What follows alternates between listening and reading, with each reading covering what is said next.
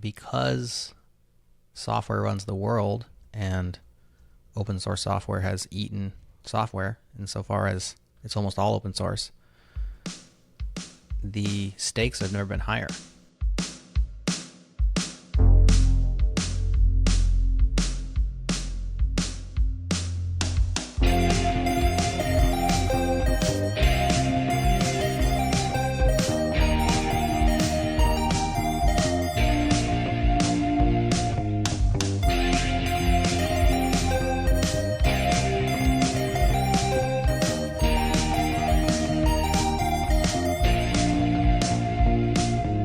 Welcome back to the freeCodeCamp podcast. I'm Quincy Larson, teacher and founder of freeCodeCamp.org.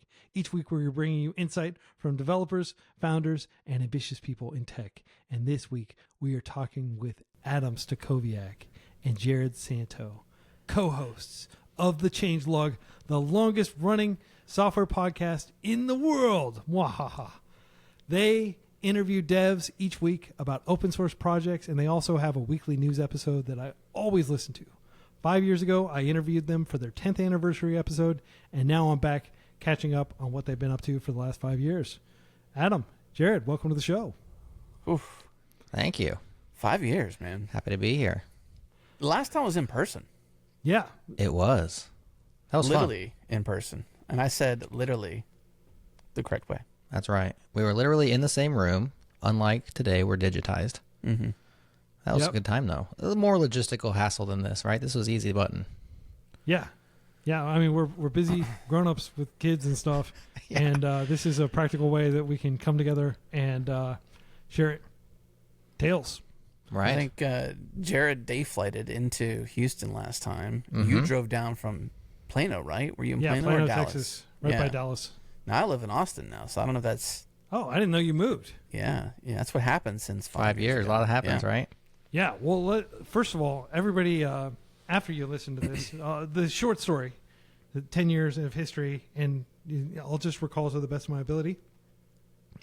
First, you all, like, Adam started this podcast, got a lot of initial traction, started to kind of wane a little bit in motivation, and was feeling listless. Jerod swoops in, gives him that renewed shot in the arm, and then together you form the perfect team to drive forward and like expand and create all these additional podcasts. And you go to all these big conferences, you interview all these big developers in tech. I've learned so much from listening to your podcast over the many, many years, like basically since its inception, I think. Like forever ago? Yeah, like at least like probably like around 2010 is when I started listening, 2011. Pretty early. Yeah. I don't know. I've probably listened to like more than 100 episodes of the Changelog. That is the brief history. How many years did you say? How many years? 2010. No, how many years did you say we've been doing this? 15 years. Okay. Yeah. Wow. Did you forget, Adam? It's like 15. I thought he said 10. This is our extravaganza. So I was recapping fact check the him right previous, here live. the previous podcast. People should still go listen to that, but I don't want them to leave and go listen to that right now. Don't leave. Okay. Don't go anywhere. We're here now. Yeah. You know, that's ancient history. And as you can probably tell from listening to this podcast, is largely extemporaneous and unscripted, and we don't do any editing because I want to preserve the authenticity and capture the real Adam and the real Jerod. Zero edits. So no matter what I say, he's got to put it out there. It's got to go. It's got to go out. Yeah, that's a lot of danger there, Quincy. Yeah, and also this is the first time I think I've ever had 3 people on the podcast. Oh, really? So there's going to be a little bit more interruption than normal, but we're in for some exciting tales of the past 5 years. That's not true, though. That's not true. When the last time we were on the show, it was the 3 of us. Yeah, I guess that's true. That was like an old version of freeCodeCamp, though. Like this is the new freeCodeCamp podcast, the way he does it, right? With the bass guitar and everything. It's all now new. More free.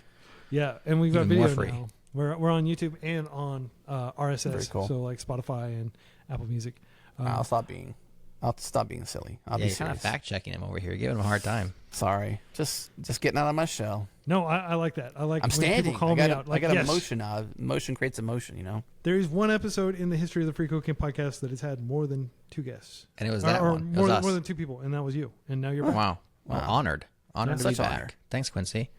Yeah. So let's just dive right into it. So we talk about the history of the changelog and everything. Let's talk about what's changed, because things are changing. Open source is changing. There are some like serious undercurrents of unrest within open source. There's some corporate greed in open source. There's a lot of cloak and dagger, drama. Maybe you can talk a little bit about that. Goodness gracious. So back in the day, everything was more kumbaya. You put your stuff out there. You were happy if anybody used it. And then turns out people do use it, and they use it a lot. And when they use your software, they want improvements to your software. And at first, as open source developers, that feels good. And you're happy to help, and you're just amazed that somebody finds value in this gift that you gave to the world. And so you want to polish it up, like every issue, every feature request you consider, and merge, pull requests, all this kind of stuff. And then eventually what happens, and we've seen it, a lot of our friends, a lot of our guests on the show over and over and over again, they start to get bogged down in the mire of managing this gift that they've given to the world and feeling guilty that it's not better, or there's a bug, or it doesn't do that thing that somebody else needs it to do. And turns out that's like a really good way as a capitalistic organization to make more money, is to have somebody else work on software that you use for free. And that relationship gets really strenuous and tense over time. And so we've grown up, the industry has matured. You said corporate greed has been here. It's not like it's new in 2024, but it's just gotten metastasized perhaps. And there's been a lot of fallout from that. There's been a lot of people who've just burnt out and left. There's been projects that have changed hands into unscrupulous owners. There's been lots of stuff that's happened as a result of that tension. And we haven't found a sustainable, good way of resolving that conflict yet. We're trying lots of things. There's sustainability efforts. There's donate buttons. There's different models you can apply. But that, I think, is somewhat defined open source over the last 5 years, is this tension between, let's just call them the givers and the takers. Yeah, that's an excellent way to frame it. So the givers, the takers. Givers being devs who are often, just doing this as a side thing. Like they started a side project that one day they needed to scratch their own itch. They needed to create some library that does some specific thing, and they built it, and other people started using it too. And then, giant employers who have tons of resources at their disposal started using it too, and not necessarily contributing back, and thus becoming takers. And I think it's totally fine for like a developer at a hackathon or somebody to like just grab some open source library and start using it, right? Like that's totally kosher. That's totally cool. And that is just one delve helping another. But when like a giant Fortune 500 company starts, using it and not contributing anything back to the ecosystem, technically they're within the license to not do that. Right. Right. But it's not like super chill, right? Like, and I want to point out that there are a lot of people who get paid by big corporations to go in and maintain open source code bases and help out maintainers, and even sometimes take over projects and continue to maintain them. But it doesn't always have this, happy ending, right? Or even like a happy middle, happy second act. Right. There's just like tension throughout between, as you said, the givers and the takers. Yeah, and because software runs the world, and open source software has eaten software insofar as it's almost all open source, the stakes have never been higher. And so we see things like that happen, such as the XZ vulnerability, where a state actor actually tricked a burnt out dev into, was that XZ? Am I on the right one? There's been That's so right many. one, yeah. Yeah, okay. It's tracking. So a highly There's been so many, motivated, so it's hard to know. yeah, exactly. A highly motivated, very effective state actor, long con, effectively. It was a long con, looking like a totally legitimate contributor, a package maintainer, and was able to take over the release responsibilities of XZ And almost, had it not been for the what appears to be a coincident accident when somebody else noticed, who was not trying to notice, but they just happened to notice that this package had changed, saved it from not affecting a whole lot of people, to where this state actor, whatever state it was, we don't know, would have had a backdoor into hundreds of thousands of machines around the world because of this. And so the stakes are high now. Maybe they've always been high, but it just seems like it's more acute that just how high they really are. Yeah, and just to give some context, you say long con. This is like somebody who is being a productive open source contributor for, maybe years, who's gradually earning trust within the community of maintainers of that open source library. And then one day they kind of slip some malicious code in there.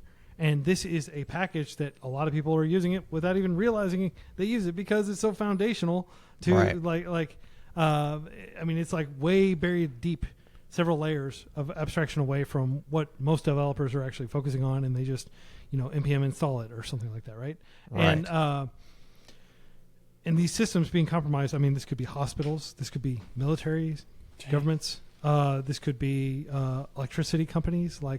You hear about like ransomware attacks and stuff like that. Like, just imagine the ability to deny service or to wreak havoc upon this. And also, I wanted to find state actor.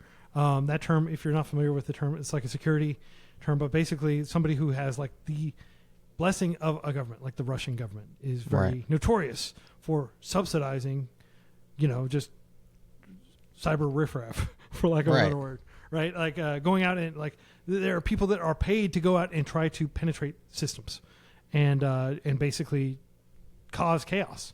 Right, North Korea, like a huge portion of its budget comes from ransomware attacks, and other things that they are able to do to essentially force law-abiding, like hardworking people and companies that are doing legit stuff, like running hospitals and stuff like that, to hand over a bunch of money to them.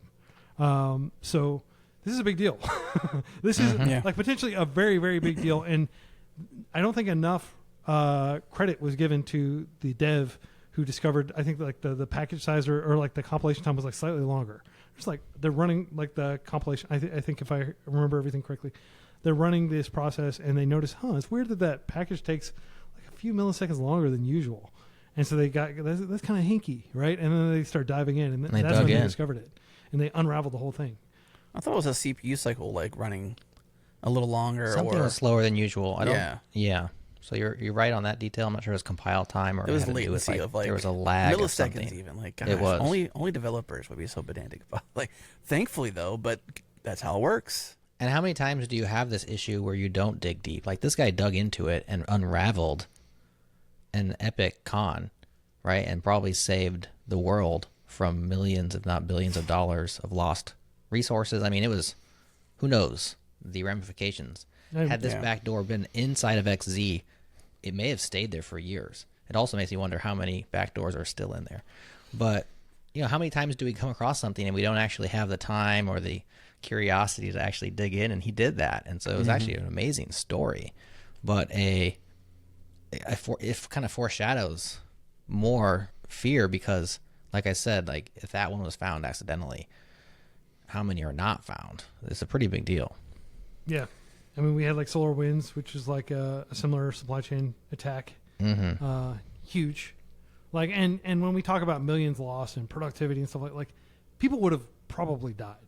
Like, there will probably be people who were denied medical care because like the people couldn't log into their systems, and like the ER was taking like an extra 20 minutes per patient or something like that, and somebody bled out, right? Like these are, when power goes out, people die. There are people that are on oxygen or ventilators or other things like that, and so literal human suffering beyond just mere inconvenience of like some administrator in a cubicle. That's the thing that there was this TV show. I really wish I could recall the name of it. If you're a listener and it was in the 80s. It was this show where they examined things like elevators. This is New York City on a hustling, bustling, New York Minute evening kind of thing. And here I am on the train, and what happens if the power goes out? Now we're all stuck here. Like, it was essentially describing how we as human beings have built technology traps, so much so that they become critical to life. Like if you're stuck in an elevator and you literally can't get out for days, you might die in an elevator. Like who would ever think in their wildest minute, how'd you die? I was stuck in an elevator for 2 days. Like that's funny in this podcast, but very sad if that was a true thing. But we have built ourselves in our evolving society technology traps. Mm-hmm. And it's kind of fascinating to think about. We create these things, and then we rely upon the things that we create. And they don't really rely, and they also rely upon us in the sense of like they will stop running if we don't maintain them. Even this is the conundrum of the open source developers. Like I created this thing, I had no idea how wildly successful it was going to be. Maybe there's some free code camp analogies here, and now I'm just going to keep doing this thing for the rest of my life. Otherwise, although in Quincy's case, of course, he's built this system, and so that free code camp can outlive him. But a lot of these software systems, it's very difficult to find somebody to take over your project when you're ready to move on. It's such a hard problem because there's so much context that's required, intention that's required, skill. Right, to find somebody to actually hand off a project to is a very complicated task in and of itself. So you end up serving this thing that you created in the first place, and it's like as I told Adam, as he says, say all the time, we created our own prison. Let's at least make it nice around here, Mm-hmm. So are we sad about this, Jerry? Like we're talking pretty down about this, generally like this, like I did and you did and Quincy did. So we're kind of sad about the state of the world and the fact that we are in these. I think our heart goes out to the individuals who are affected, right? And so because we're so close to those people, as internet people and as software people, we know a lot of them. So we think about it from that perspective a lot, from their perspective. Mm-hmm. Of course, the immense amount of value that's been gifted to the world has been amazing in the lives of millions of people, right? Like these systems that serve us can be better, faster, stronger, etc. because of those gifts, because we don't all have to go write our own XZ. I mean, if you think about a business that begins, maybe a free code camp grad certificate person, full stack, coming soon, full stack. What is it called, Quincy? Full stack certified full stack developer. Yeah, so a certified full stack developer goes through the grind of freeCodeCamp, gets out on the other side, and now has the ability, with their own hands and their own mind and skills they've acquired, to create a business from scratch, right? And they go and they Rails new, or they Django new, whatever the equivalent is over there in the Django world, or they Next.js new, whatever the equivalent is, pick your tech stack. And now they have a business in like a few days, right? A website, an app, an idea that's realized. And they've written maybe like 3%, maybe 5% of the code that runs that system. Just standing on the shoulders of all these giants. Like there's the upside. That to me is still exciting. I'm happy about it. I think it's amazing how you can go do that for somebody and allow them, empower them to build their own future. Like that's what open source has done. But there's also the downside, so we talk about it all. Mm-hmm. Yeah. And you're going to have these people out there, like these nation states. Now, you listed off a couple different countries. I got to imagine. Now, we live here in the United States. I got to imagine there's some version of state actors on behalf of the United States. Like they're out there doing versions for of this sure. Yeah, did we do the Iran nuclear plant hack? What was it? Stuxnet? Was that us? Stuxnet. I don't remember. But basically, we figured out how to get.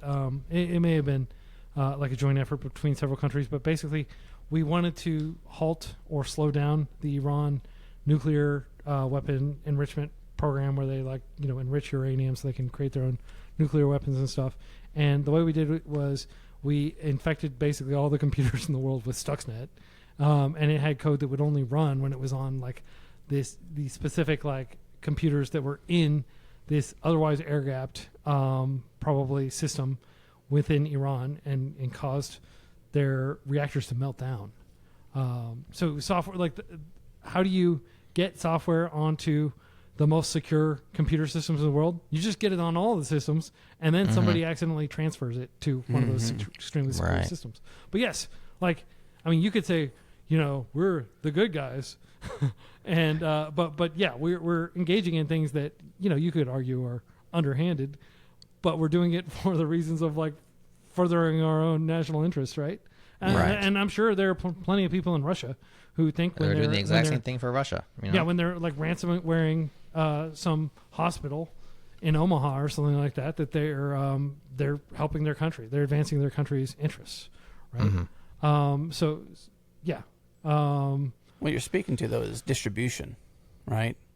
Because open source did not win originally. It had to win. It had to become so ubiquitous, popular, beloved. It brings all the right things together, not just freedom to join the community, but freedom to use the code how you like, obviously with a permissive license. It brings in the rule of law. It brings in some cases, the allowances for trademark, or in all cases, allowances for trademark. There's a lot of things that open source did that wasn't just simply the software, but brought a lot of people together. But more importantly, what it offered in the end was this option to, as you said, Jerod, to stand on the shoulders of giants. But then the ultimate thing it did was distribution for software. So if most things, or most Rails news or React news or whatever it might be, news begins with some version of open source, well, then you've got a lot of dependencies, a dependency tree, transient dependencies, etc., that are in there that you're not reading the lines of code of. That is just coming along for the ride, you know, and you may not know what you're actually getting involved in.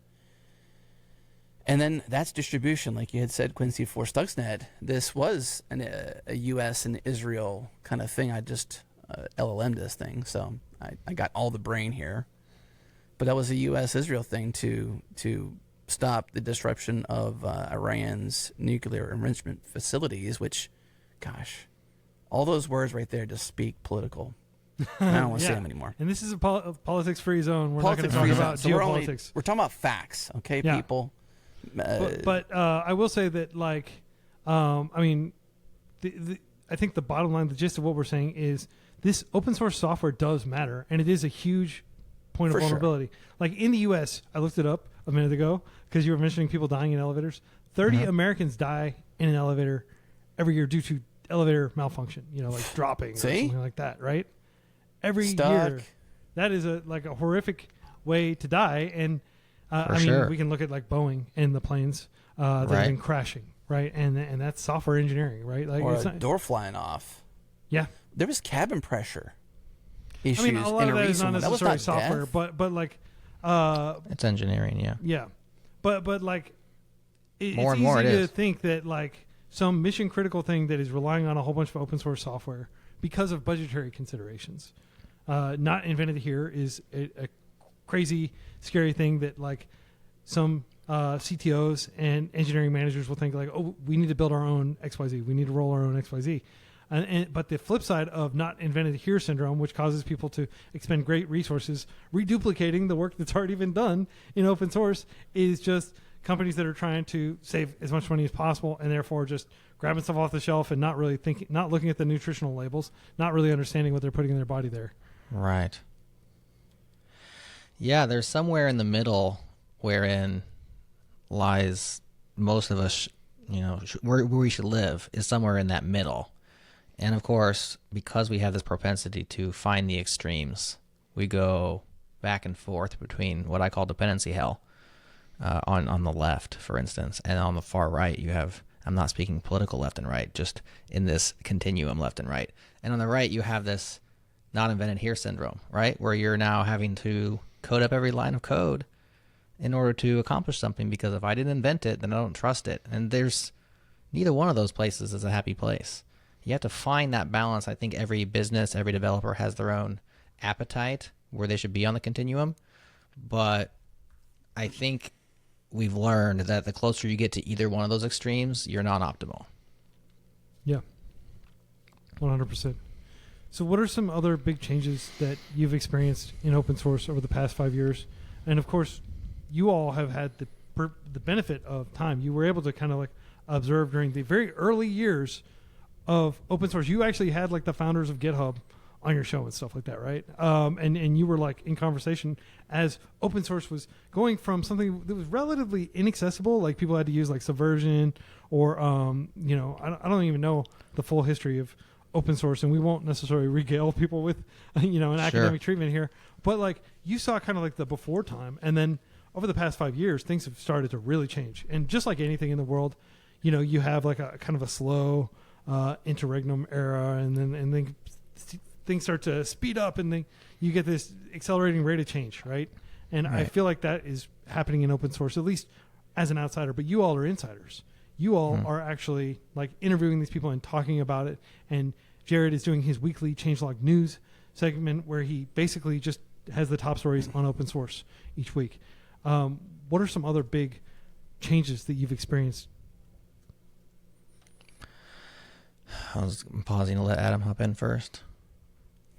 I would just say, I think open source, I think we should touch on how it grew a little bit, just because it's kind of fascinating in my opinion. Like GitHub was born at the perfect time. It was the result of a need. I'm a word salad this for a second. Sorry, it's just too many political jokes here. OMG, my bad. And this is unedited, I forgot. Yeah, man. You're off your game. I totally forgot about that. It came about in a time when like the web was blossoming. Like there was so much happening around the web movement, and there was so much need. Rails was blossoming. Rails had been out for many years, but there was a lot of things just happening at the right time. And I really feel like GitHub really helped a lot, but then like podcasts like ours and covering the direction of open source and like just this inertia around open source was really moving fast, and people just had to keep up.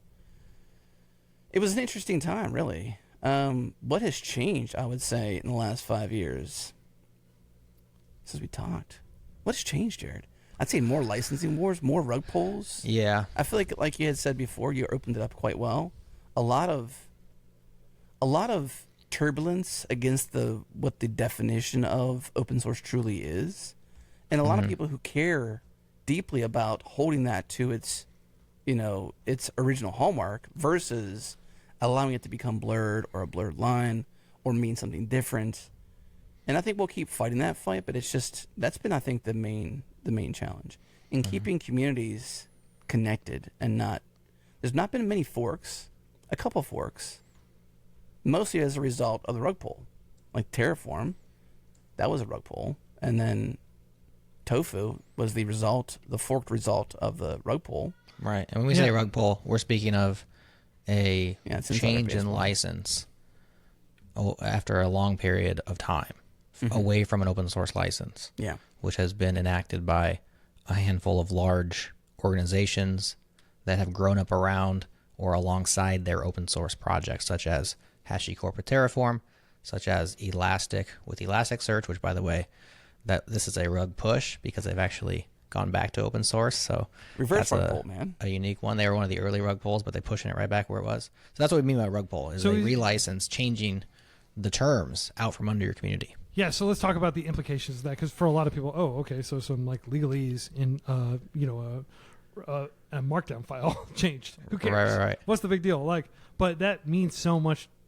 Let's say, and this is my own crude understanding of how it works. But let's say that freeCodeCamp is a big fan of a project, and I have a few staff, and I'm like, hey, like we love this project, but it's not quite what we need. We're going to make some changes and improvements, and we're going to contribute those back, and then you can share those changes with everybody else and like the new features and stuff. And then so let's say we're using that, we're doing that, and like a whole bunch of other organizations are doing the same thing. They're taking this project and they're helping expand it, maintain it, maybe even paying people to work on it because they're so dependent on it. And then suddenly the license changes, and they're no longer able to use all the work that they've done, or they're no longer able to modify, like they're stuck on some old version that's no longer secure and no longer supported. And it just gets really messy for all the people along the way, unless, of course, those organizations turn around and start paying to license the latest versions. Right. Yeah. So basically, if you own a project, you can kind of like rug pull in the sense that you can like change the terms of the argument, or pray I do not change them again. Change them again. Yeah. The Darth Exactly. Vader move, right? Yep. You know, and like, what can people do? They're like so dependent on this thing that you've built that they have to look in the mirror and say, okay, are we just going to basically pay the ransom essentially? Are we going to start paying for something that we thought was always going to be free? And that's why we even hitched our wagon to this train, right? Mm-hmm. Because when you're looking at, well, the reason open source is winning, the reason everybody's going to open source is one of the big reasons. There are many reasons, but one of them in my mind has always been like, okay, we can count on this not suddenly becoming like exploding as like a line item on our expenses, because it's open source. We can just continue to use it. It's dependability. We've made this decision. Now we can move on and make the thousands of other decisions we have to make as an organization. Dependability, right? Mm-hmm. Exactly. But if they change the terms, then suddenly you have to go all the way back and unwind everything you've done. It becomes this big ordeal. Right. And it scares people.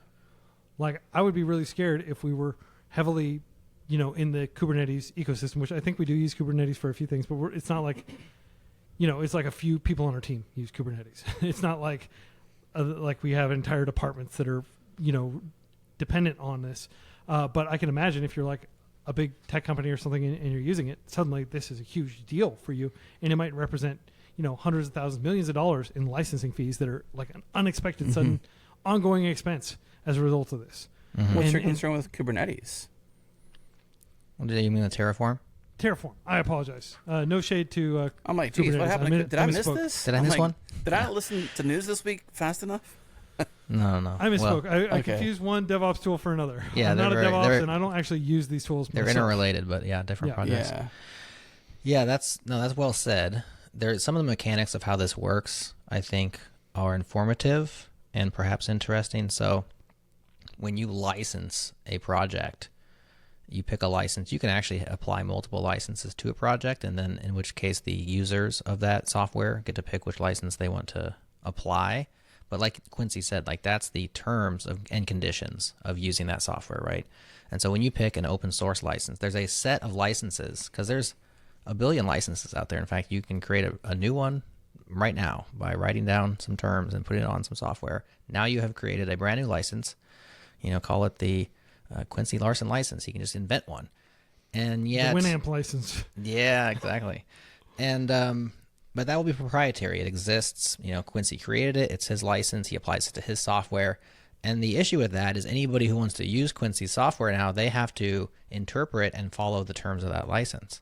And a lot of times this involves a lawyer or in some cases a court of law to determine if you're actually compliant. There's a set of licenses which are deemed open source. There's an open source definition. You can go read about it. I think it's opensource.org. It's maintained by this group of people. I think it's a nonprofit called the Open Source Initiative. And they've come to agree on what open source means. And everybody pretty much agrees so far of what open source means. And then they go and apply that definition to all these different licenses. And there's a set of blessed licenses, which are officially open source licenses. So when you pick an open source license, such as the MIT license, which is a very permissive open source license, it says pretty much do whatever you want with this, just there's no warranty. And then there's usually a clause in there about keeping this license in the copies of the, perpetuating the license itself, something like that. Yeah, and like freeCodeCamp, we use BSD 3. So it's Which like is very MIT, similar. which is basically the most permissive, but Right. we also say you can't pretend you're freeCodeCamp, because you can imagine like all these different shops propping up and pretending they're freeCodeCamp and like charging parents for coding education for Totally. their kids or something. Yeah, so there's a set of licenses that a lot of them are very similar, like it's nuanced differences.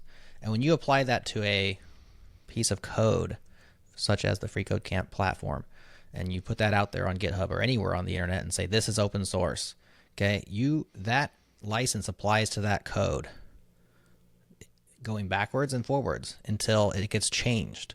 And at the moment that license changes, if Quincy decides to go, wah-ha-ha-ha, and change it, right, into something proprietary, he can't actually go back in time and apply the proprietary license backwards, because it was already previously open source licensed. And so you're pulling the rug from the future, but not from the present. This is why forks exist, right? Because at the day that HashiCorp decided Terraform was not open source anymore, well, Terraform was still open source that day.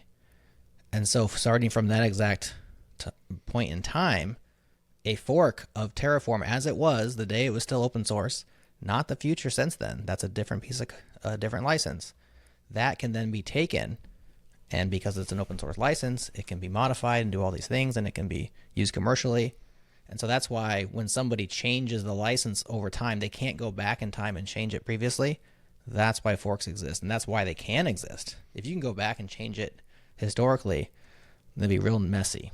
But that's kind of how, that's the mechanics of how that license applies, and why when a rug gets pulled, a bunch of people are like, well, we'll just take this rug over here, rename it. We can't use your trademarks, but we sure as heck can use your source code up until that day. And then from there they fork and they have different histories. Yeah. Rug pulls, and you said rug push is where you like pull the rug and you're like, wait a second, the backlash was too severe. Well, so Elasticsearch was one of the early ones. Mm-hmm. And one of the things that has changed as the public clouds have really entered the market. And so the biggest one being AWS, of course, there's Azure, GCP, Google Cloud. And what AWS has done, which is completely inside the terms of the legalities of open source software, is they've taken open source projects such as Elasticsearch, which is an open source piece of software, and they've offered it as a hosted service without contributing back.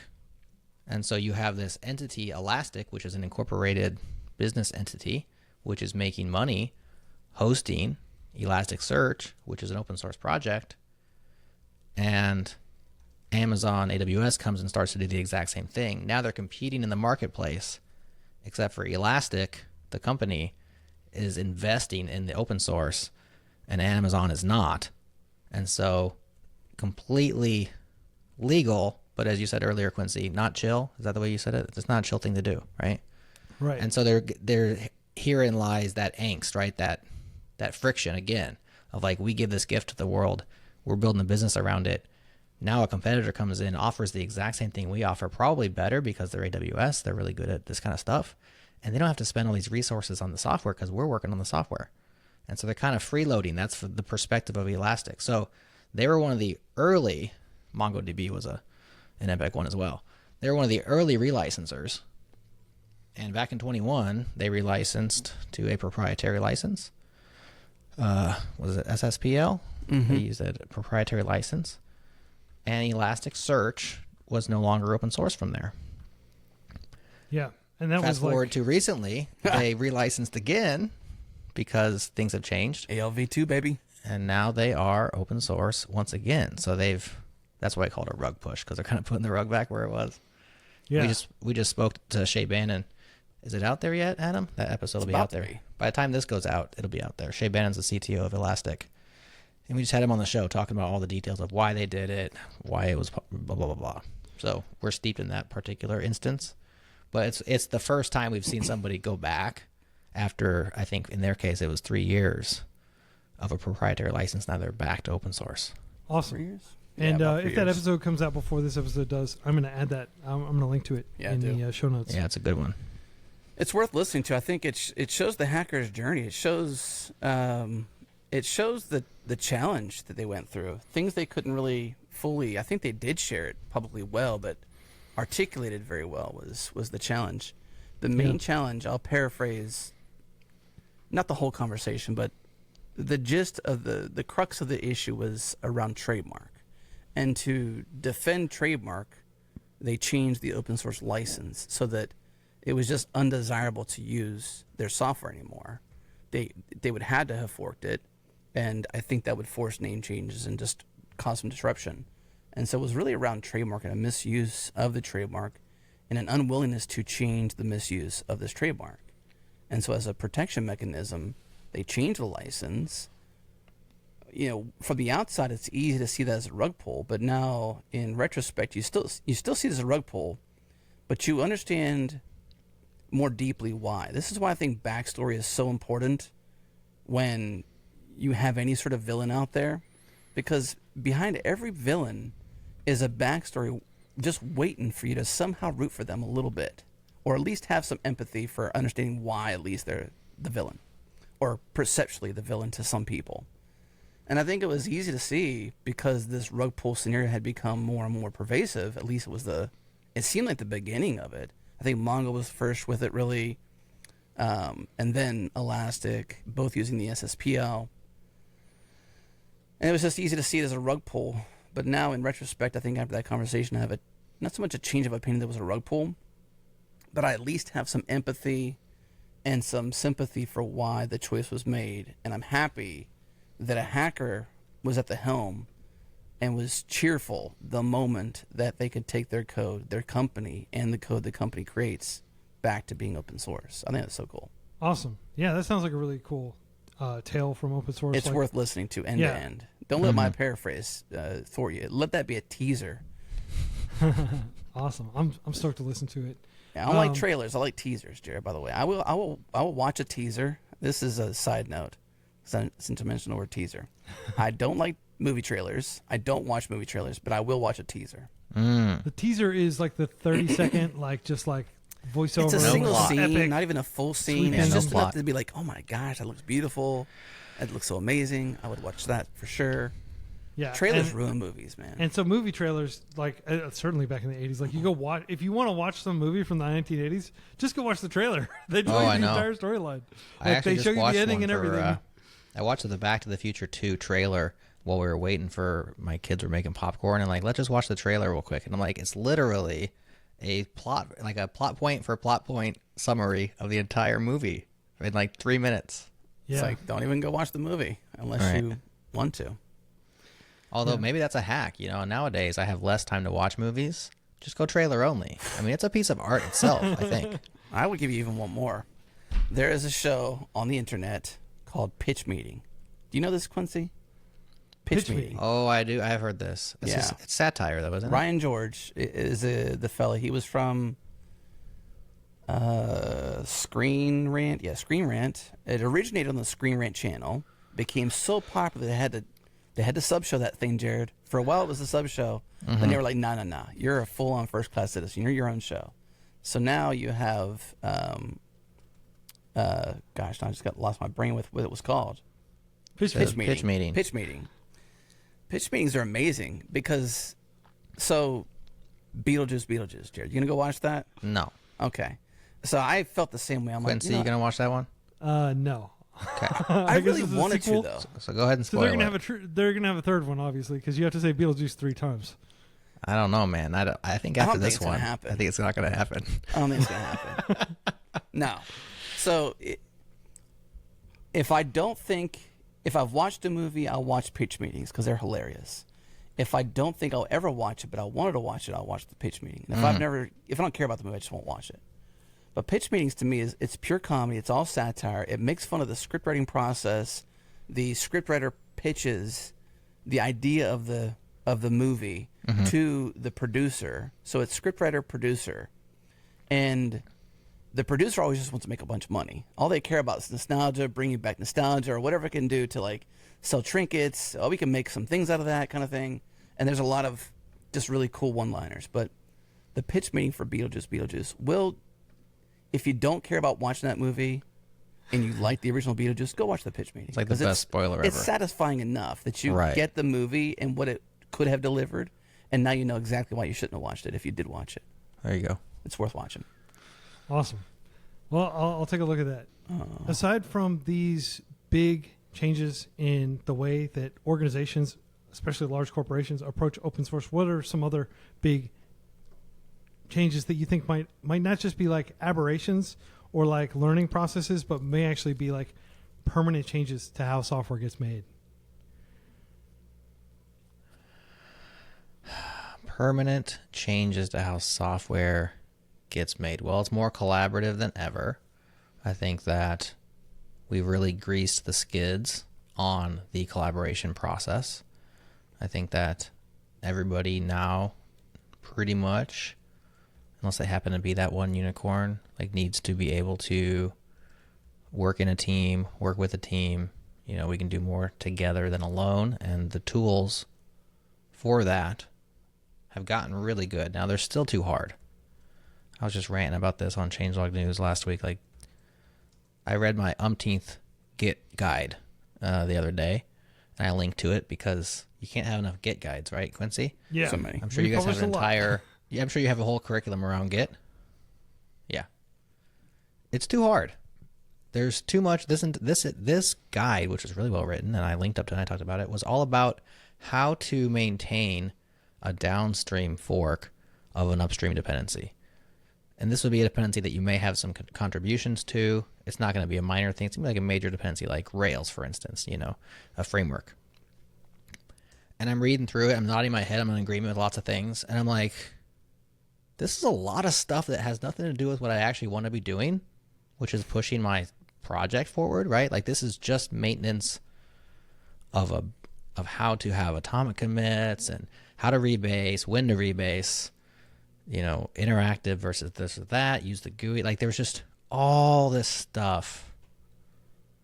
And I'm like, someone needs to just fix this problem, don't they? Like, where is the next iteration of collaboration tools? I'm pining for it. It's gotten a lot better, but I think it can still get a lot better from here. And we might be looking back on these days as like the bad old days of collaboration when we had to think about so much minutia. Yeah. Maybe the LLMs will just do the minutia for us, but something needs to give here. Like, we should be able to take your guys' Git curriculum and just throw it in the trash bin of history at some point. Yeah. I think. I mean, I like to think that, like, we should always be able to look back at any given moment and think those were the bad old days and the things have significantly improved. And I definitely think it's gotten easier. Like, GitHub has been pretty active about rolling out new tools, and if you don't like how GitHub is doing it, you can use GitLab or some other tool and just use that with your team. I do think Git is like a massive improvement upon the old stuff, but Git is tricky enough that you and I are constantly having to pull up references, and some of the most popular articles on freeCodeCamp are related to Git and common Git operations and trying to understand how Git works. So the actual, I guess, instruments of open source themselves are improving, but they're not improving fast enough, and there's still so much room for improvement. Right. And maybe completely new paradigms of like how version control and collaboration are approached. Yeah, you almost need somebody who's not steeped in it to come in and be like, let's look at it at a 90-degree angle that nobody else is doing, and let's approach version control from this direction. And that, just like you said, is a new paradigm that fixes a whole lot of the stuff that we currently is status quo. And it's like, well, that's just how we do it, because that's how we do it. Maybe Merkle trees are the problem. I don't know. Like, you get down into the details. And we've talked with people who are either trying to reinvent Git or just improve Git's tooling, like the editors and the integrations and stuff. And they think Git will be the next Git because of its solid foundation as a technology. I don't know how it's going to shake out. I just know there's tons of value to be brought and to be made by somebody who can come and get us to like the next plateau of source code collaboration. And then, of course, the other thing that's really happened and is changing, like we're in the middle of it right now, is really a dev tools renaissance. I mean, the introduction of LLMs into our dev tools is still really early, and I don't think they've brought yet the value that, you know, the Twitter bros want you to believe they have with their demos. Yeah. But we're at the beginning stages of it. And as we figure this out and integrate it more, I think Cursor is a good example. I think some of the stuff Zed is doing is very interesting, like into the editor. It's going to change massively over the next 3 or 4 years. I think how we're day-to-day writing code, once we figure out how to use these LLMs for what they're good at and to ignore the stuff they're not so good at. Yeah. So, I mean, you kind of alluded to the hype around these tools. Yeah. But you use these tools a lot. I think most developers I know that are trying to stay with the state of the art have figured out ways to incorporate them into their workflows and started experimenting with what works, finding things that don't work very well, and just going back to old practices that do work, but experimenting, Right? That's what we do as devs. We're constantly tweaking and trying to squeeze a little bit more performance out of our tool chain. We haven't really talked about the Changelog as an organization, and I want to talk about that because it is, a company. Like, it's the source of sustenance for you all. You probably have some contractors working with you. Of course, you've got the Breakmaster Cylinder creating these amazing beats, and there was an episode where you interviewed them. Awesome episode, by the way. Thank you. What are you all doing, and how are you incorporating tools? And like, maybe we can talk about how the Changelog works under the hood. Okay. Oof. Take It's it pretty apart, simple, Adam. right? Isn't it pretty Yeah, simple? it's pretty easy. We record conversations and then we ship put them them to the out world. there. Yeah. It kind of is that simple, but it's kind of not that simple. I think we've gotten to the place of simplicity over years of tiny and sometimes larger iterations to get to the version that works the best, or the best for us. And I think the organization it stems from how Jerod and I want to live our lives. We optimize for our families, we optimize for our personal time, our enjoyment of life, our ability to have hobbies, our ability to show up for our kids and our family. And I think if we were trying to build the most behemoth media company that just conquered all of podcasting, then we would operate differently. Mm-hmm. So I think that might be why our answer is, or at least my version of the answer, is somewhat boring. I think we just really care about software. We're software developers at our heart, and we show up every single day caring about this world. And we've been in the trenches so long that we have enough history to recall 2009 and what happened, or 2010 and what happened. Like, some people can't because they just weren't involved in software then. And I think that we just show up, record shows with people, pay attention to where things are moving. We have a thriving Zulip community now, not a Slack community. I think really has become the unexpected heartbeat of what I think we should be around. Zulip has been really cool as a technology, but then also as a community it's let us have. So I think we just really pay attention to the people our truest fans, I suppose, the ones that show up and interact with us. We show up and we deliver shows that appease them and delight them and bring them joy. They give us feedback about what they like. We work with cool people like Breakmaster Cylinder. We've got awesome people who work with us, amazing editors. Jason and Brian are amazing people to work with. I don't get to work with them personally because I'm not located with them, but I get to work with them by proxy through the ways we work together.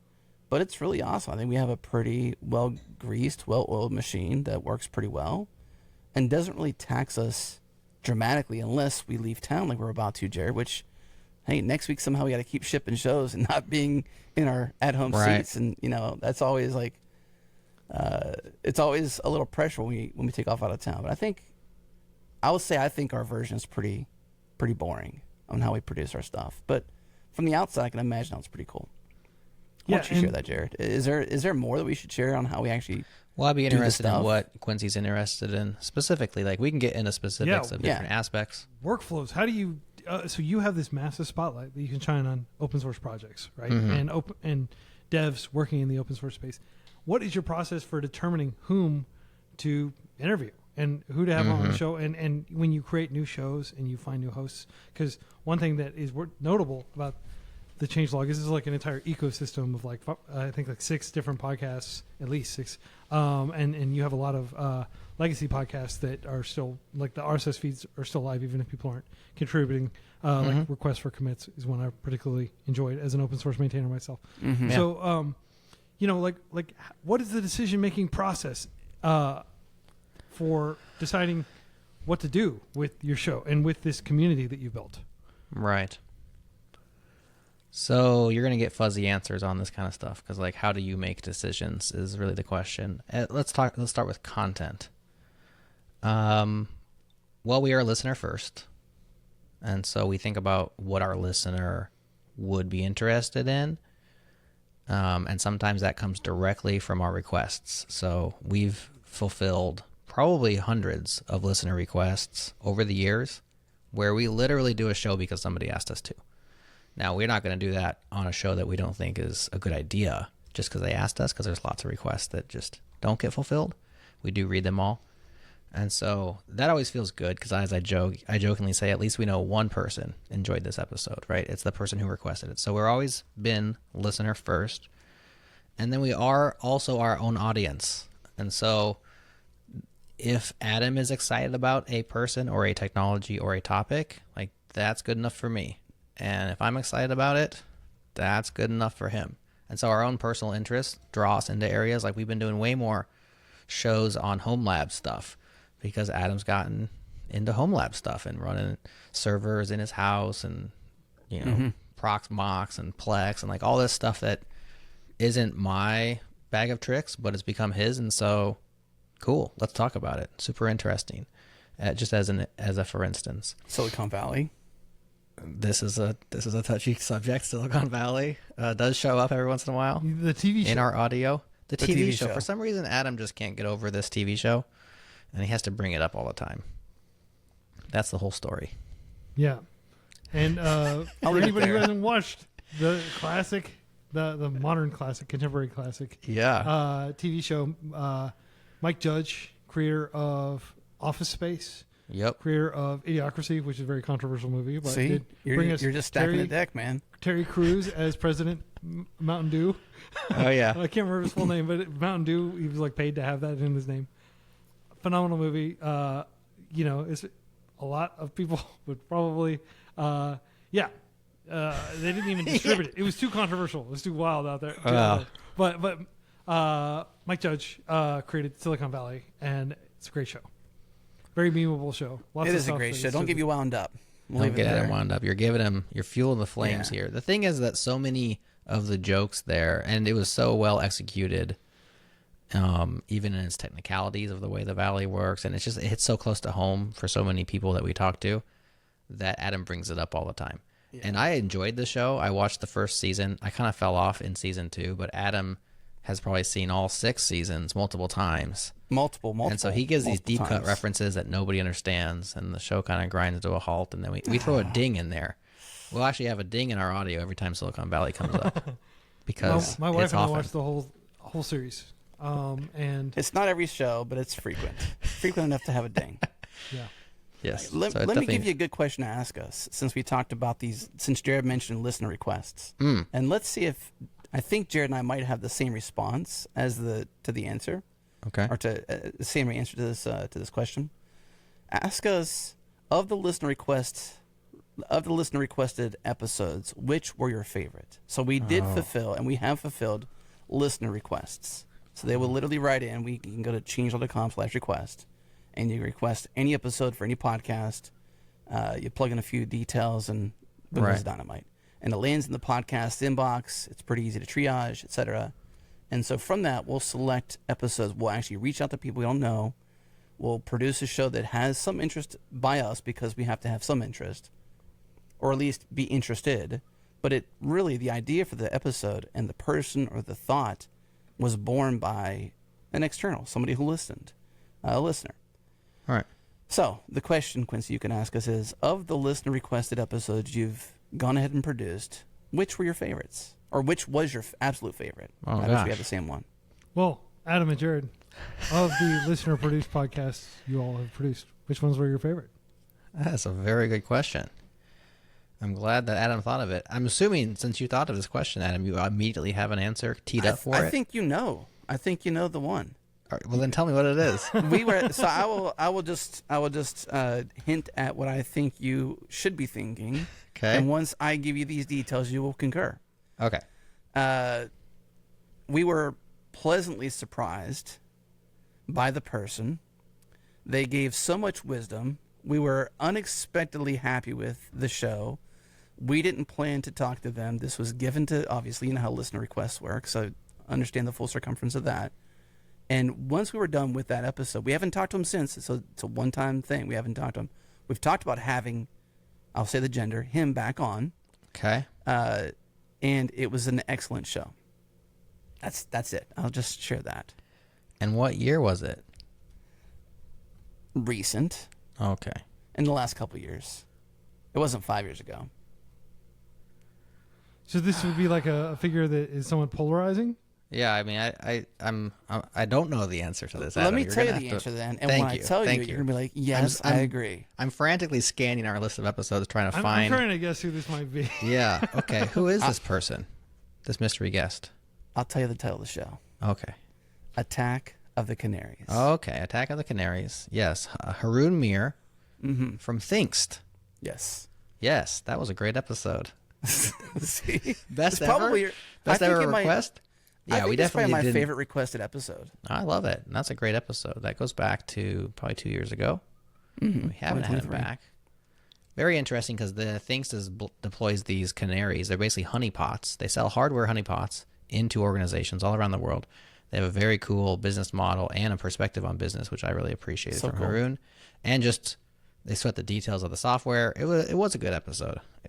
And I a didn't- honeypot is where you have like intentionally kind of set a trap Yeah, exactly. for someone where that like, oh, I'm so clever, I discovered this vulnerability. But no, you just stumbled into the honeypot, and now we know that you're here. Yeah. Yeah, exactly. That's why their product's called Canary, because the entire point is not to secure your network, but to know when somebody's on your network. And so these things act like a Windows box or a Linux box or whatever. You can have it be a NAS. They have all these different profiles that you can set up in your It has network. network attached storage. Sorry, Yeah, I like exactly. to define every acronym people say. Okay, thank you. And then when a hacker inevitably stumbles upon one, because when somebody hacks into a network, they're basically operating blind. They don't know all the machines on that network, so they start to just like feel around, and they're gonna run a network scan and see which devices have ports open, and they're gonna maybe telnet into a port. And these canaries, as soon as you telnet into this port on a canary, which looks like an Nginx, which is a web server machine, it actually phones home and says, hey, someone's on your network. And so it's a really cool idea and a good execution on that idea. And we talked to Haroon Mir from Thinkst all about that. And we never would have had it not been for one of our listeners who knew about it. So that is a good example, Adam. I didn't know that was your favorite, but I respect it. You respect it. Is it not your favorite? I just wasn't going back that far in my head. I was thinking we had a really good conversation about building ergonomic keyboards. Oh, yeah.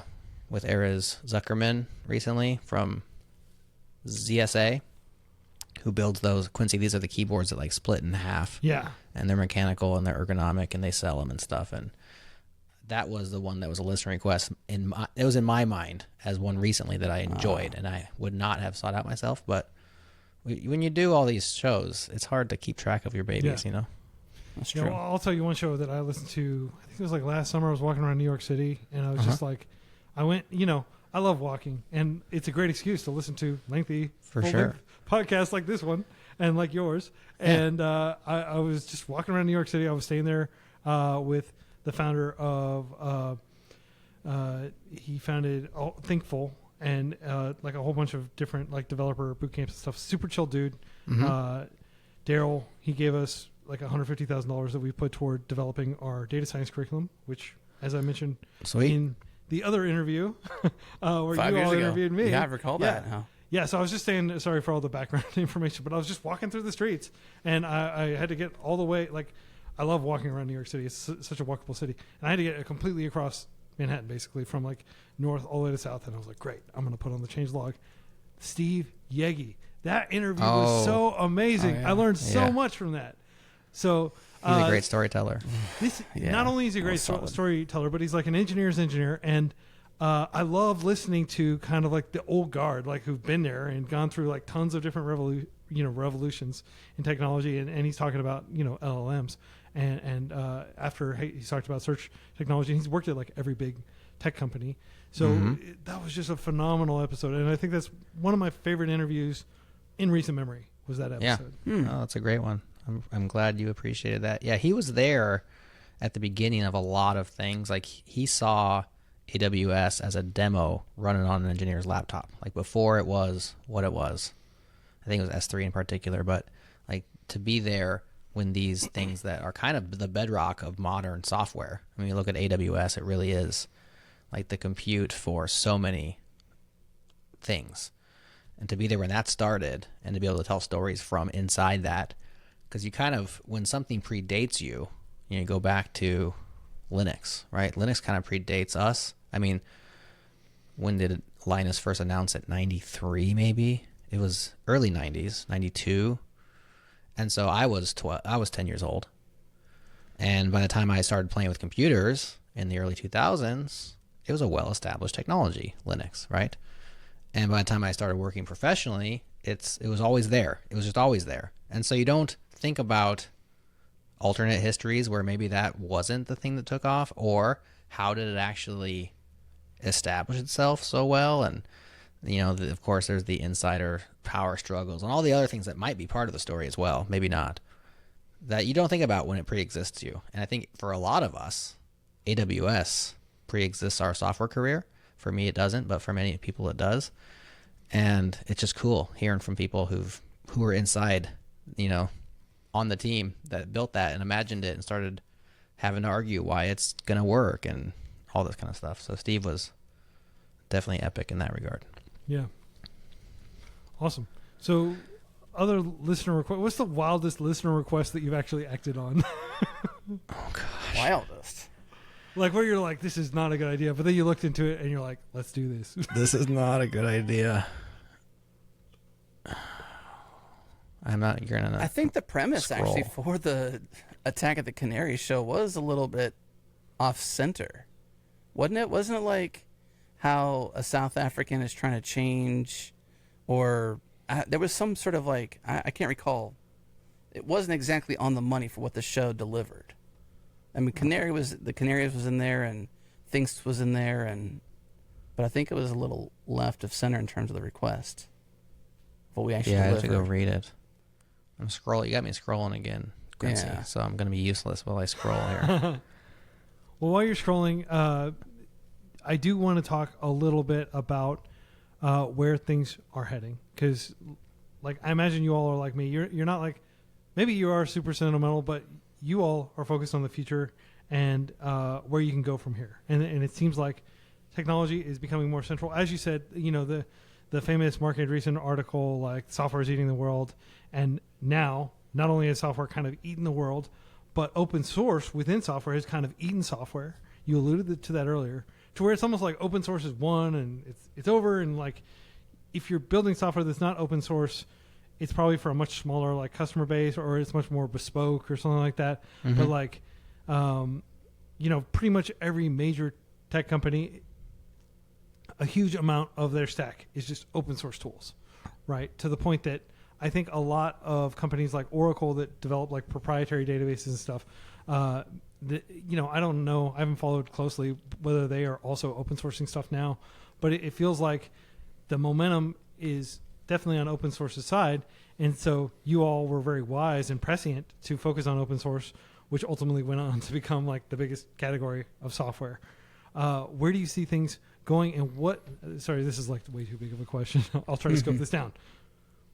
What are you excited about over the next 5 years, considering the past 5 years and the 10 years before that, which we covered in the previous episode, which we're not even going to talk about because it's a really lengthy interview that you should absolutely check out. But we've talked kind of about a little bit about the last 5 years. What's the next 5 years look like? What's your grand 5-year plan? Gosh, man. I think, didn't we just talk about whether we'd be here in 5 years? 5 years ago, Jerod, did we just talk about that? Yeah, we're getting old here, Quincy. I mean, I know Dude, you're not I'm older than you are. I know we're not going to retire. Like, You're not going to retire, but I'm wondering. When Linux came out, I was like... How old were you? I'm 1980. Okay, so you got 2 years on me. That's not much. I'm 82. You and Adam are about the same, right? I'm the oldest here then, 79. Oh, you are? Okay, I didn't realize you were older than me. Oh, I'm the youngster on this crew. I like baby that. face. Yeah, Well, your shirt shaving, I got literally more of a baby says face. Kaizen, which That's right. in Chinese characters, in Japanese, I realize it's Gaishan in Chinese. There you go. But, Continuously improve. like continuous improvement. Yeah. So That's there's a where- lot of different questions in there. Is this about where we think the industry's going, or where we're going to be in 5 years, or what do you think? Like, what I'm excited about over the next 5 years in software, or for the life of So Adam there's a and lot of Jerod stuff as to be excited podcaster? about, but how do you think that translates into the changelog and the moves you all are going to make as an organization? Great question. That's a really good question. Go ahead, Adam.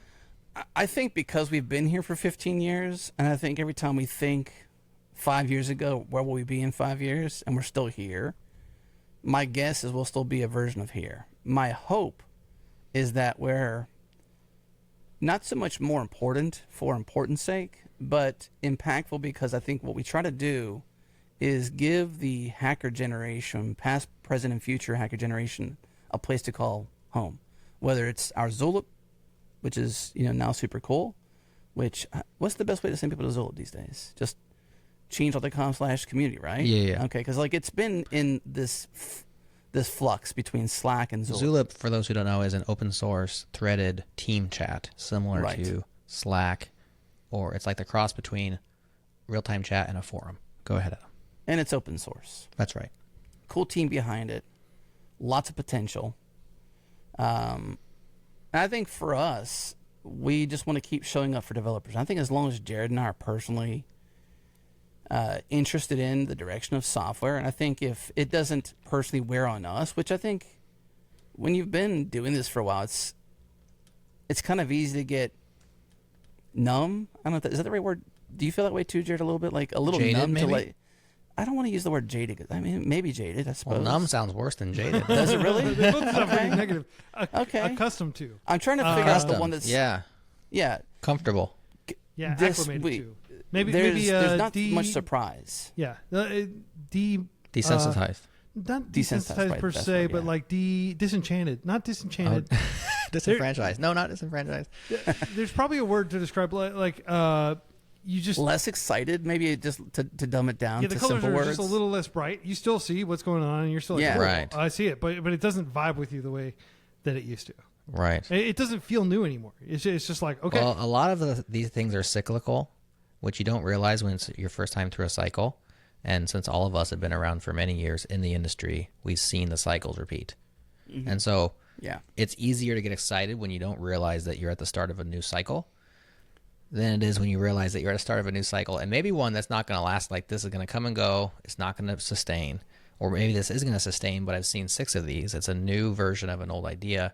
It just becomes less and less exciting each time around the cycle. Right. Go- And I think that's where I'm at. I think as long as we can weather that, ups and downs of the excitement storm, if that's even a proper way to describe it, since The we hype just had some cycles. freaking crazy storms in this country. Sorry about all y'all. But I think that if we can keep being excited about showing up and keep being excited about the community that's being born around software, whether it's the companies, the technologies, the people, that's what we come for, really, is the people. I think we can keep being excited individually and then corporately, he and I and the company itself, around the people of open source and the people around software development. And I think we'll keep being here and keep doing exactly what we're doing. Hopefully better, because iteration, baby.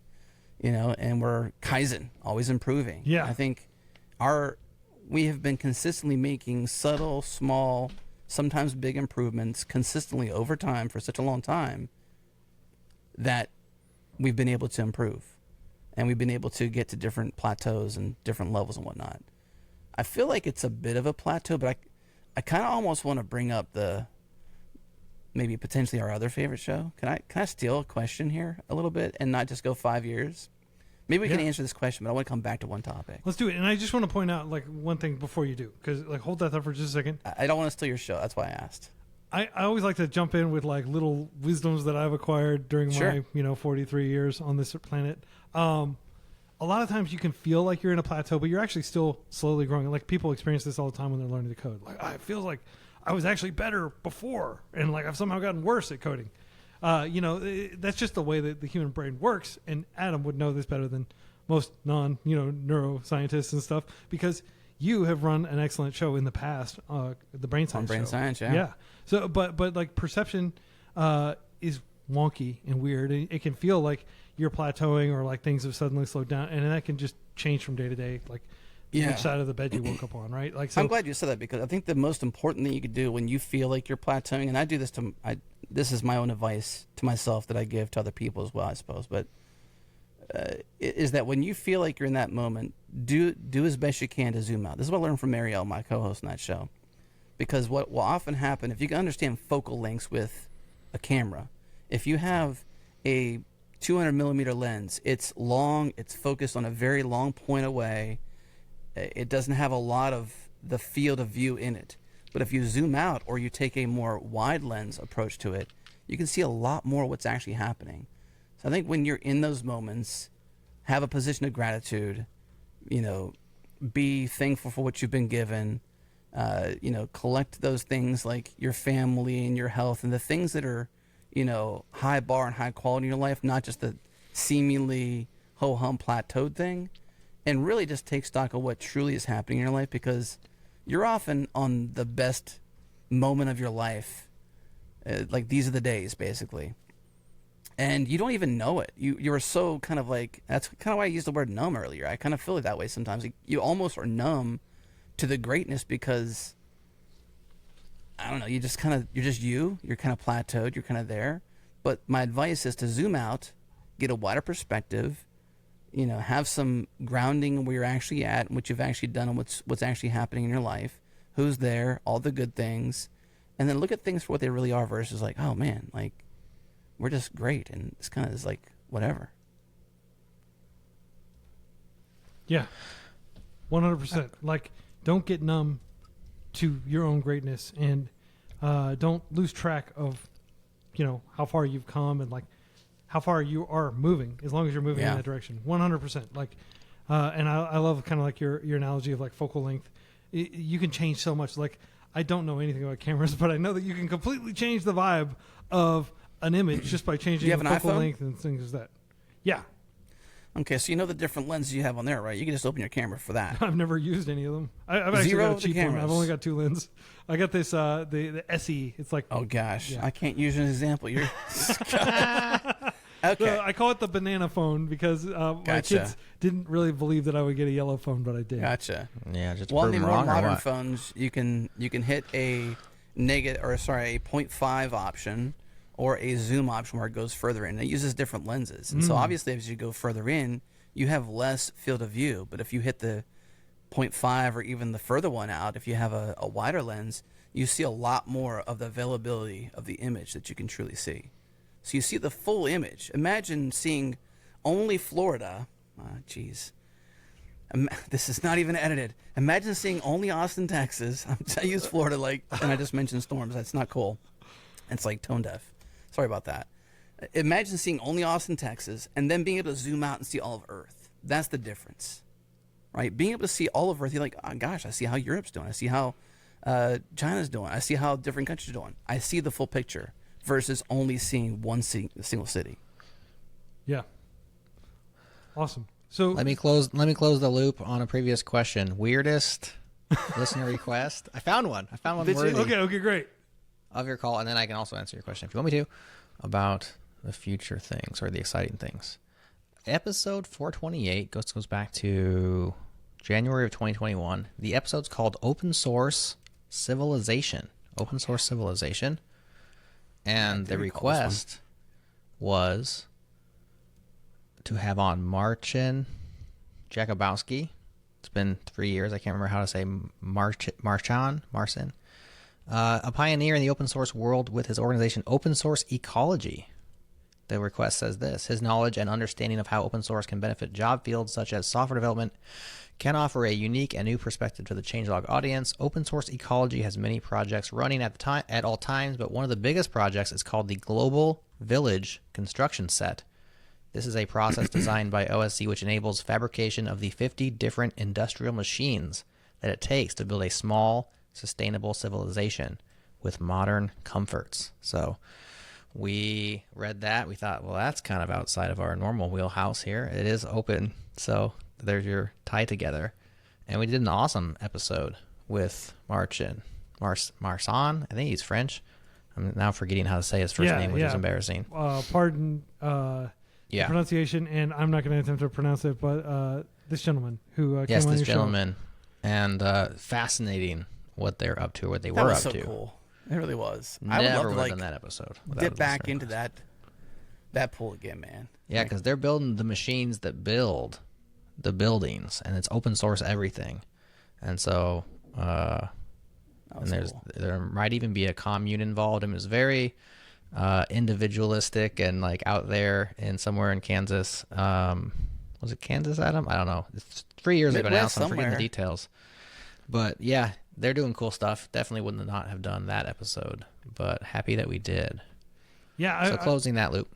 I've definitely found, like, whenever you meet somebody who's like moved from like a major city center, like, Austin or San Francisco or something, out to like the middle of nowhere, and they have like brought with them the funds that they built up living in the city and everything, and now they can do whatever they want. They've got like buy a bunch of farmland and just start building like these mad scientist things. Those always make for interesting stories because people are completely untethered to a lot of.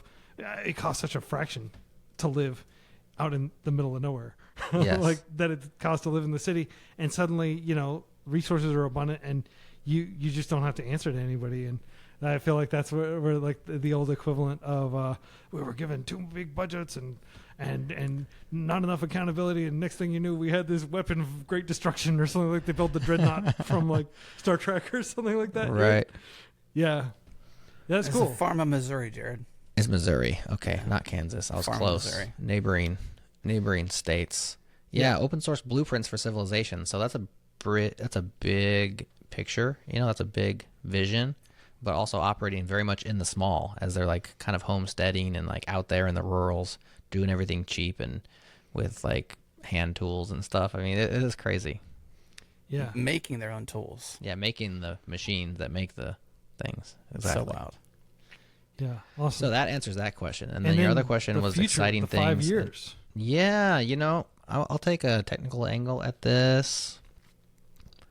A trend I'm seeing that I think is cool, and I think will continue, speaking of, I guess, individualism, is just the ability and I guess the trend and desire to kind of own more of your stuff, own more of your online presence, own more of your social media, own more of your data, and to really be more self-reliant. We're seeing a lot of activity around self-hosting. We mentioned home labs earlier. There's a huge home lab community. There's a huge self-hosting community that's growing. And I think we've all been bit by various forms of, data silos that we trade our data for data free breaches, services. Equifax, shout out to you all for doing such a breaches, bang-up job of breaching millions of Americans' personal data. Creepy advertising based on things that, that based on information that big tech can glean about us from wherever we happen to be. Yeah. And then sell us something that we can't even explain how they would know that we want that thing or that we need that thing. So we think maybe they're actually listening to us talk. Like it's that their targeted advertising is so good that we just conclude they have to be listening to us. You know what I'm saying? Yeah. Like that's people were convinced that Facebook was activating the microphone. Absolutely. And as we were talking about recently on the show, for a long time I would explain people how tracking works and how targeted advertising works and how they're actually connecting not what you said, but you happen to be connected to this person who's either your spouse or your friend or your sibling, and they were searching for that thing, and then they sent that back to you. And for a long time, I was like, and finally I just gave up. I'm like, yeah, maybe they are listening to us. I don't know. It's thinking good, man. Partly tongue in cheek, but maybe partly not at this point because they're getting really good at it. So we're seeing a trend back to self-hosting. Some people are leaving the cloud.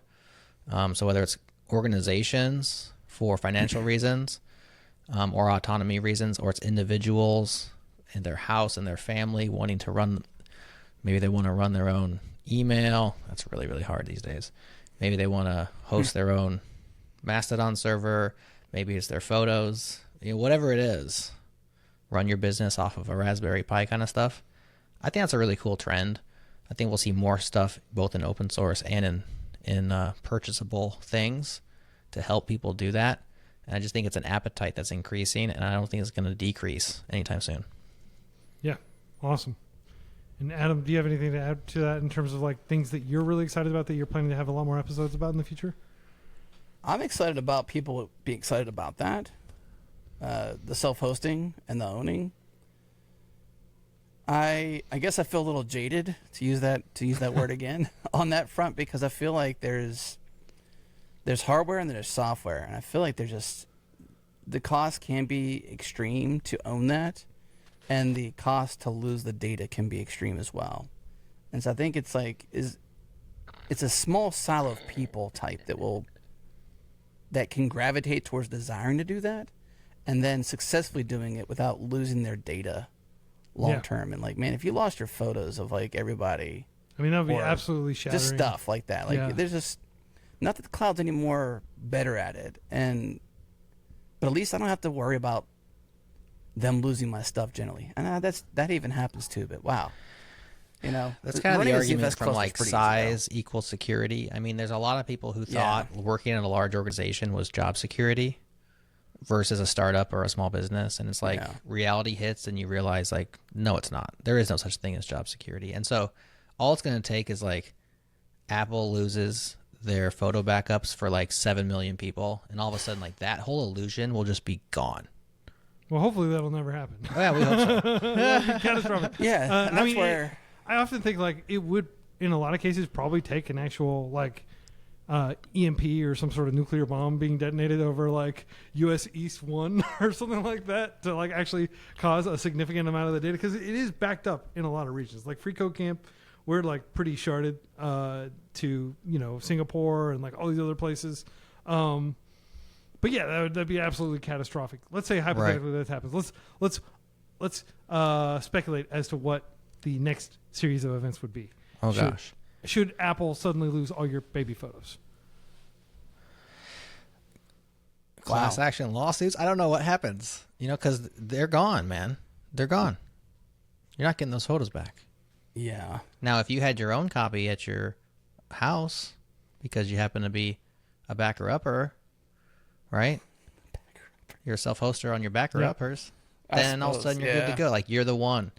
You're the person who's not falling into a state of depression. Because honestly, like, for most of us, yeah, you can rent your calendar. You can rent your email. But your photos, like, that's the one, isn't it? Or your videos, in the case of your media. Yeah. Like, those are your memory. That's your extended memory. Yeah, I mean, so I will say that I do have... Yeah, I do both. I actually leverage iCloud like any potentially normal iPhone user. I mean, that's why you use an iPhone, is you kind of buy the ecosystem. Yeah. But then I still also back up my own set. So it's not always perfect one-to-one system, but it's better than like if that did happen, I would probably still have a recoverable copy that I might need to spend days recovering in some way, shape, or form, but they're not gone forever. And I'm not having to search through the terms of service to see what my liabilities were with Apple. Well, that's good. Yeah. I just do what a lot of like tech people I've talked to do, which is have a single physical copy they store somewhere in their house, and maybe like a second one at their office. So that way, if your house burns down, you still got the office copy. Your office burns down, you still got the house copy. They both burn down at the same time. You probably still have a cloud copy, but like introducing, like I have destroyed a lot of data accidentally through just my ineptitude as a programmer and a database administrator over the years. And I would not feel comfortable if that data was like not just dummy data from some project I'm working on that I didn't mean to destroy. If it was actually like consequential photos that I'm planning to pass down to my kids. Like my wife, she grew up in China and she went to like college there, and we met in grad school over there. And like, she has like maybe like 10 photos throughout her entire childhood that were preserved through all the chaos and stuff going on over there. And, it's heartbreaking. And I think of like how many hundreds, thousands of photos I have of my kids, with this nice timeline within the Apple Photos app and all this stuff. That would be just totally catastrophic. So, So is that your main concern about like a lot of this kind of back to basics, like DIY stuff, as far as storing data and stuff like that a lot of people are going to screw up and they're going to accidentally have data loss? I mean, I don't care about that with like a Home Assistant. Like if your blinds can't open, I'm not upset about that. If you screw that up, like whatever, that's part of the fun. But if you screw up like your photos, that's a big deal to me. So I still keep my own ZFS copies of that, so I've got backups and stuff like that. But I'm not running my own drive because I'm scared that Apple will break my privacy in some way, shape, or form so that I can run my own home lab version of what is iCloud or what Photos is on the iPhone platform. and tunnel through my firewall, etc., to my network. I'm not that into home lab. I'm into like, movies and Plex and Pi-hole and other services like Home Assistant, for example. Like I have automations on my house. Those are the things I'm trying to do.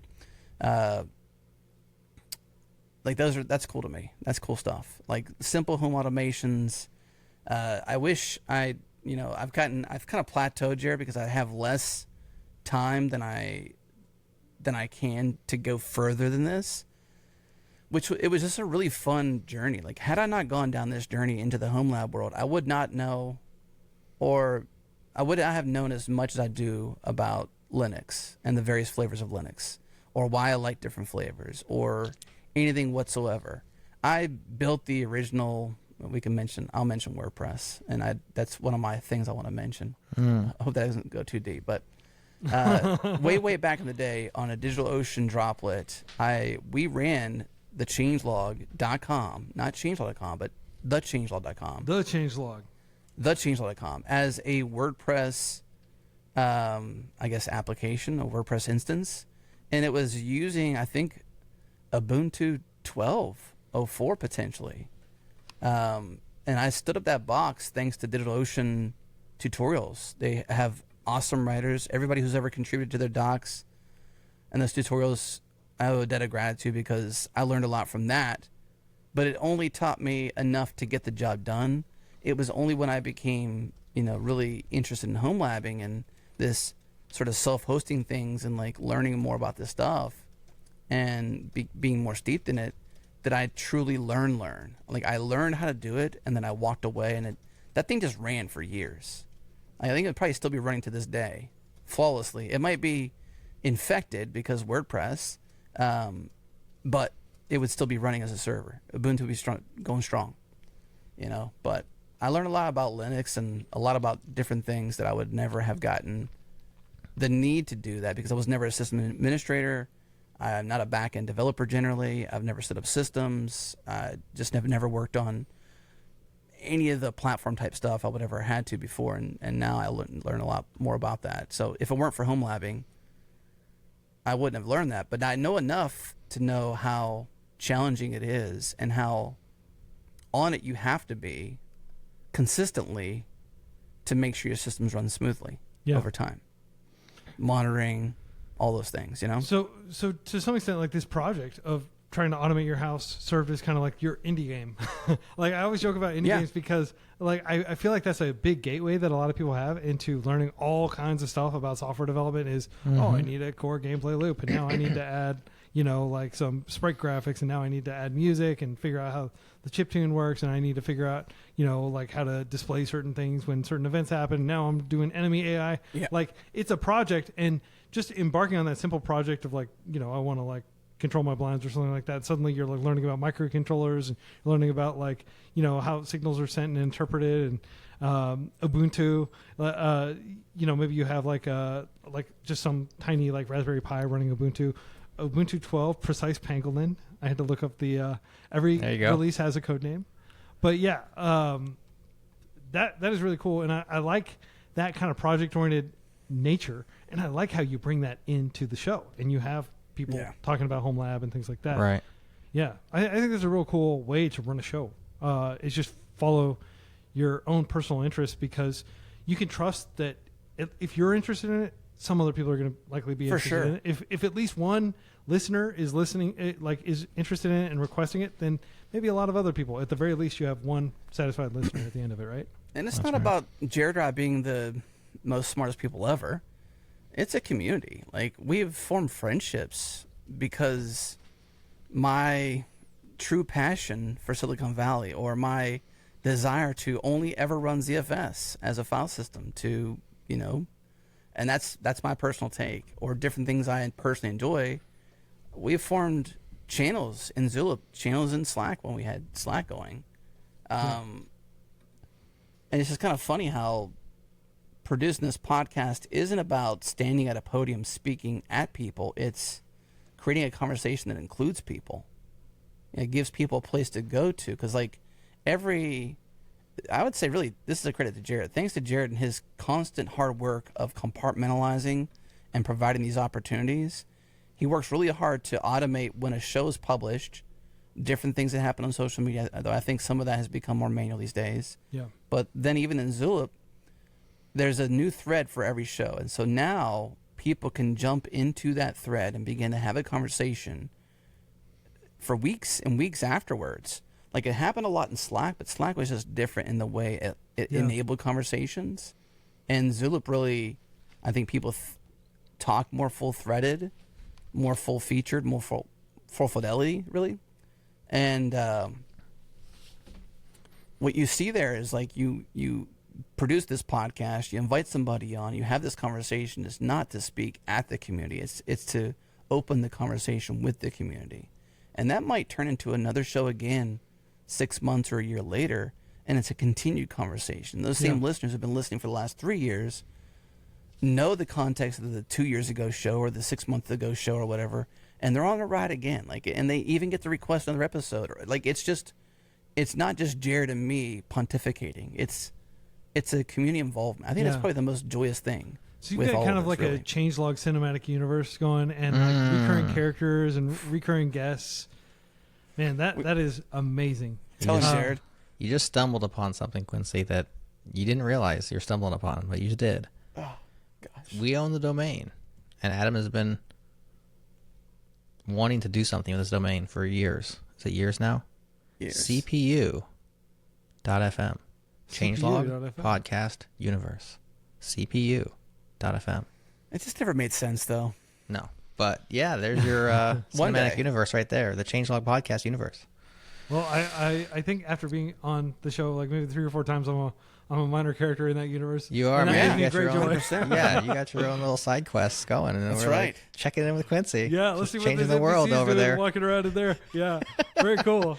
Well, Love gentlemen, it's always an absolute pleasure to talk. It with is you. fun. And we could talk all day. I do want to be mindful of the fact that Jerod has a hard stop, and I also want to just encourage listeners to use the time that I would probably continue rambling and asking, questions following my own inquiry and my own interests. Like, go and listen to some of those episodes. I've linked at least 3 of them in the show notes.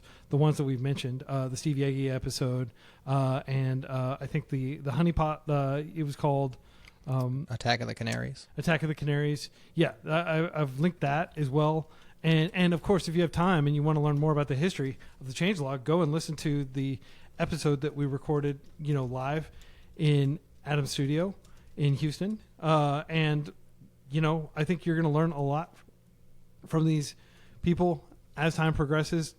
Open source is not going anywhere. It's only growing. It, has arguably won, but that doesn't mean that it's not going to be changing heavily over the next decade or so. And I love listening to the Changelog news every week and just getting kind of the straight dope from Jerod, getting like just distilled like the most interesting thing, and in this quirky, soundbite rich, manner that he delivers it. I love listening to long form interviews and the just the amount of knowledge that is available in this giant archive of episodes. And I'm a Changelog Plus member for multiple years, and I encourage other people who are listening, if you get a lot out of the show, consider supporting Jerod and Adam and the many people that work at the Changelog on different aspects of the show and the community. And I'm definitely going to join the Zulip community too. I had not even heard the name Zulip in many years, but we did look at that when we were considering, and I'm thrilled to hear that you've had such a fantastic Give it a second look. with it. Yeah. It's like real-time chat meets forum. It's kind of solid. It's got a lot of possibility, I'll say. Yeah.